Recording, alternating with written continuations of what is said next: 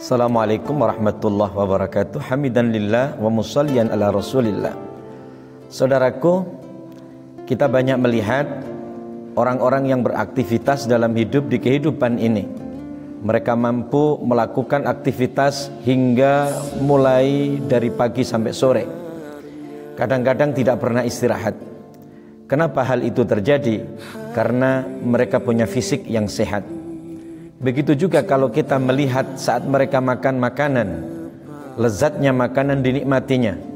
Bahkan kemudian dari satu makanan ke makanan yang lain, berkali-kali, berulang-ulang dia menikmatinya hingga tidak ada rasa bosan. Bahkan kemudian kadang-kadang makanan itu sungguh dirasakannya telah membuat perutnya kenyang, padahal mulutnya ini ingin terus memakannya.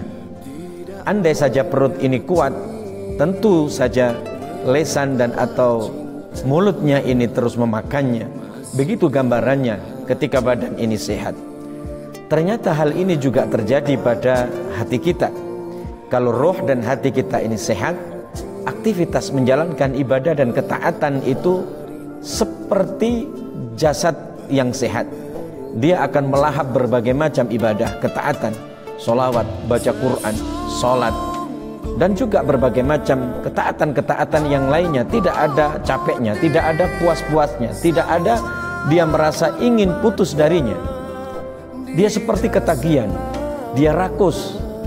Dan inilah gambaran ketika hati itu sehat, ketika ruh itu sehat. Al-Imam Dunnun rahimallahu ta'ala, ternyata beliau juga mengatakan, sakomal jasadu fil auja wa sakomal qulub fid dunub. Ternyata ketika jasad itu sakit dikarenakan disebabkan oleh berbagai macam penyakit, oleh berbagai macam virus.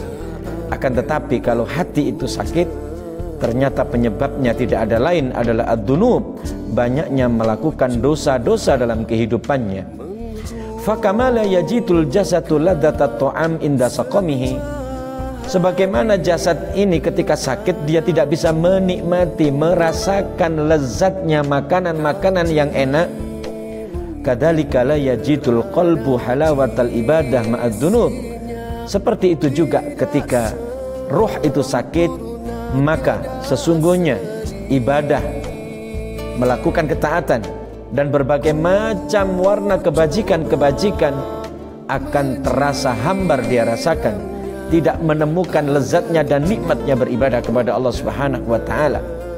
Barangkali inilah ketika orang yang diajak melakukan banyak ketaatan dia menghindar, diajak melakukan kebajikan dia banyak alasan. Bisa jadi dan sangat mungkin mereka mempunyai ruh, mempunyai hati yang sakit.